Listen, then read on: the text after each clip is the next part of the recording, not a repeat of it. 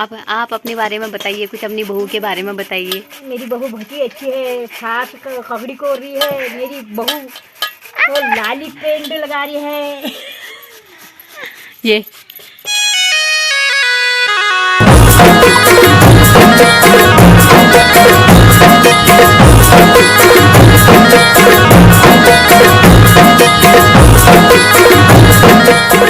Hello दोस्तों, शुभ दोपहरी। कैसे हो आप सभी? उम्मीद करती हूँ आप सभी अच्छे होंगे। मैं भी एकदम मस्त हूँ। तो दोस्तों, आज है करवा चौथ। आप सभी को करवा चौथ की हार्दिक शुभकामनाएं। और क्या कहते हैं, अभी हम जा रहे हैं कहीं बगल वाले गांव में, क्योंकि वहाँ किसी के वहाँ लड़की हो रही है सुबह। तो ये मेरे को ले जा रही है, इसको लगती है बल डर। और आज इसका करवा चौथ फास्ट है, तो मैं आज का ब्लॉग बनाऊंगी इसके ऊपर। ये कैसे करती है व्रत, करवा चौथ का व्रत कैसे करती है और कैसे तैयार होती है, पूरा दिखाऊंगी आपको। ठीक, तो चलिए मिलते हैं आपसे थोड़ी देर में। पहले हम वहाँ जाके आते हैं, फिर वापसी में मिलेंगे आपसे। ये है बिल्ली, इसका नाम क्या है? किसी दीदी नाम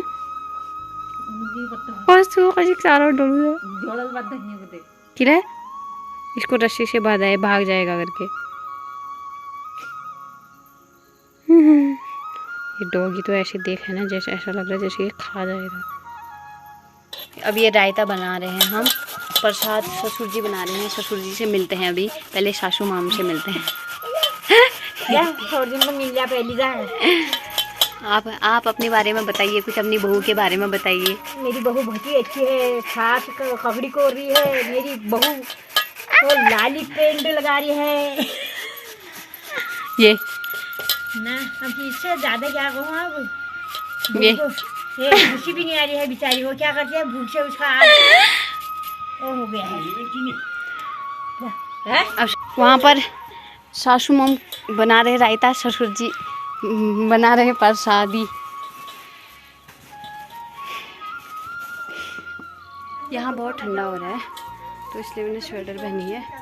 और उसको दिखाती हूँ, ये मैडम से मिलिए ज़रा।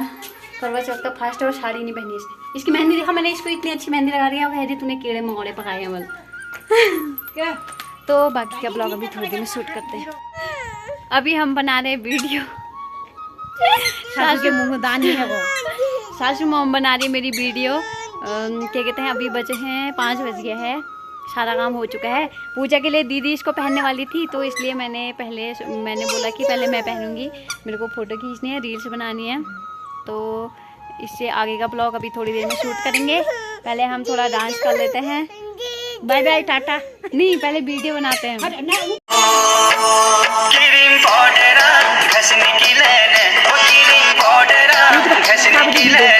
मेरी निर्मला समझ की लेने, निर्मला समझने की लेने, होने की लेने, समझ गई होने की लेने। क्रीम पाउडर घसने की लेने, क्रीम पाउडर घसने की लेने, मेरी निर्मला समझ की लेने, निर्मला समझने की लेने, होने की लेने, समझ गई होने की लेने। छोड़ी निर्मला तू हिटने की लेने, निर्मला तू हिटने की लेने।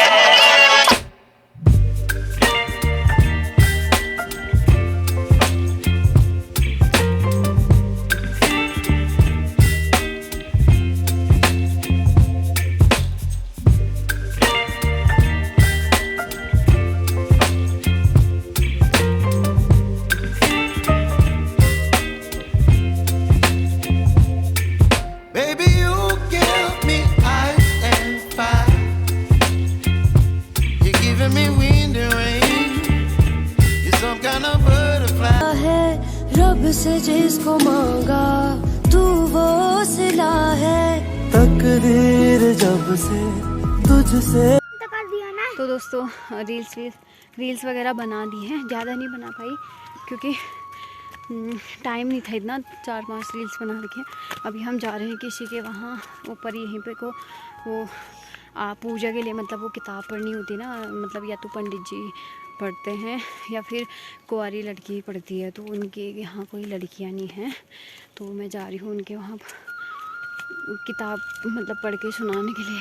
करवा चौथ की जो किताब होती है ना वो पढ़नी पड़ती है, मतलब सुनानी पड़ती है, तो पंडित जी को नहीं बुलाते हैं। तो मैं आई थी तो इसलिए मेरे को बोला इन्होंने, एक बार इनको सुनाऊंगी, एक बार फिर घर जाके दीदी को सुनाऊंगी।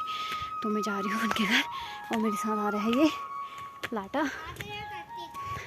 तो मैं लाती हूँ आपसे, ठीक है? इनसे मिलिए। चलिए यार छोड़, जो जिनको कल वाले ब्लॉग में जो कल वो ला रहे थे, वो क्या ला रहे थे? भट्ट। हाँ, अभी इनको मैं कथा सुनाने के लिए आई हूँ, तो चलिए कथा सुनाते हैं। ये है मेरा बेटा। कौन सा? ये वाला। ये और भी बेटा ये? ही हुआ है यार। अपना दिखा दो, ये कैसी लग रही है कमेंट करके बताना। हाँ, तो ये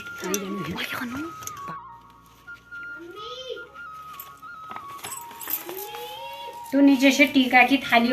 अब मैं इनको सुनाती हूँ कथा, तो आप बने रहना मेरे ब्लॉग के साथ और like comment share and subscribe. करक चतुर्थी करवा चौथ व्रत कथा। मांधाता कहने लगे कि जिस समय अर्जुन नीलगिरी पर तप के लिए चले गए तो उनके पीछे द्रौपदी खिन्न होकर चिंता करने लगी कि अर्जुन ने बड़ा कठिन कर्म प्रारंभ कर दिया है, किंतु विघ्न डालने वाले शत्रु अनेक हैं। इस प्रकार चिंता करके श्री कृष्ण जी से सब विघ्नों का नाश करने का उपाय पूछने लगी। द्रौपदी ने कहा कि हे सर्व जगत के नाथ, आप मुझे एक ऐसा व्रत बताने की कृपा करें जिसके करने से सभी विघ्न दूर हो जाएं। श्री कृष्ण ने कहा, हे महाभागे, श्री पार्वती जी ने भगवान शंकर जी से यही प्रश्न किया था। तब श्री शंकर जी ने पार्वती जी से कहा था, हे वरारा, हे वही करके चतुर्थी नाम का व्रत मैं तुमसे कहता हूँ, तुम ध्यानपूर्वक सुनो, यह सब प्रकार से विघ्नों का नाश करने वाला है। श्री पार्वती जी ने कहा कि भगवान, वह करक चतुर्थी का व्रत कैसे किया जाता है तथा उसका विधान क्या है? क्या पहले भी उस व्रत को किसी ने किया है? शंकर जी बोले, पार्वती, अनेक प्रकार के रत्नों से शोभायमान चांदी और सोने के भवनों से भरे विद्वान पुरुषों से सुशोभित लोगों को वश में करने वाली दिव्य स्त्रियों से शोभायमान, जहाँ पर सदैव ही वेद ध्वनि होती है, ऐसे स्वर्ग से भी मनोहर परम रमणीय शुक्रप्रस्थपुर में एक वेद शर्मा नामक ज्ञानी ब्राह्मण रहता था। उसकी पत्नी का नाम लीलावती था। उसको महापराक्रमी 7 पुत्र और संपूर्ण लक्षणों से युक्त वीरवती नाम की एक कन्या उत्पन्न हुई। उसकी आंखें नीलकमल के समान और मुख चंद्रमा के समान था। उसके विवाह के योग्य समय आ जाने पर वेद शर्मा ने एक वेद शास्त्र के ज्ञाता विद्वान ब्राह्मण के साथ उसका विवाह कर दिया। इसके पश्चात वीरवती ने अपने भाइयों की पत्नियों समेत गौरी का व्रत किया। फिर कार्तिक कृष्ण चतुर्थी के दिन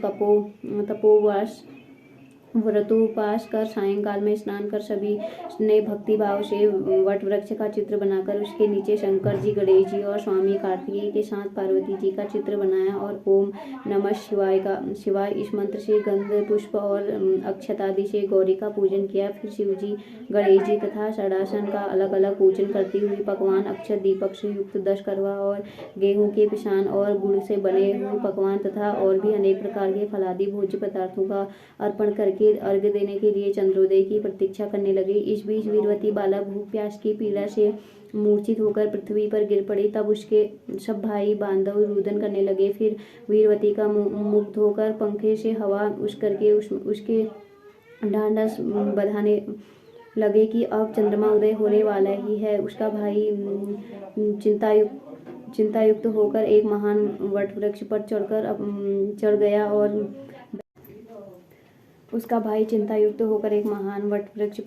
बहन के प्रेम से दुखी भाई ने जली हुई लुकारी लेकर चंद्रमा के उदय होने का बहाना कर दिखाया। वीरवती ने चंद्रमा का उदय जानकर दुख का त्याग करके विधि विधान से अर्घ्य देकर भोजन कर लिया।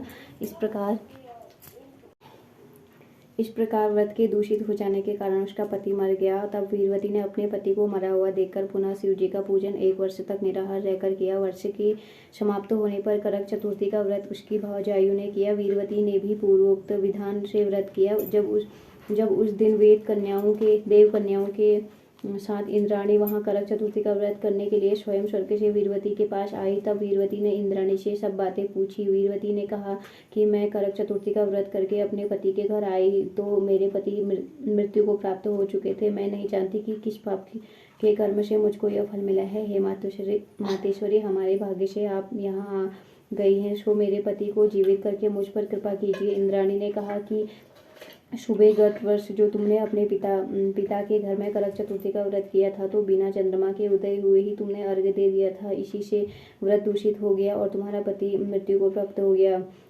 अब तुम यत्न के साथ इस करक चतुर्थी का व्रत करो। तत्पश्चात इस व्रत के प्रभाव से मैं तुम्हारे पति को जीवित कर दूंगी। श्री कृष्ण जी कहने लगे कि हे द्रौपदी, इंद्राणी के वचन सुनकर वीरवती ने विधान इस प्रकार उसके करक चतुर्थी का व्रत करने से इंद्राणी से प्रसन्न होकर जल के द्वारा अभिषेचन कर उसके पति को जीवित कर दिया। वे देवता के समान हो गया। इसके पश्चात वीरवती अपने पति के साथ घर आकर आनंद पूर्वक रहने लगी। वीरवती के व्रत के प्रभाव से उसका पति धन धान्य पुत्र तथा आयु को प्राप्त हुआ। इसलिए तुम भी इस व्रत को यत्न पूर्वक करो। सूत जी कहने लगे कि हे ऋषियों, इस प्रकार श्री कृष्ण जी के वचनों को सुनकर द्रौपदी ने इस करवा चौथ व्रत को किया, जिसके प्रभाव से संग्राम में कौरवों पर विजय प्राप्त करके अतुलनीय राज्य को प्राप्त किया, जिससे उनका सब दुख जाता रहा। बस।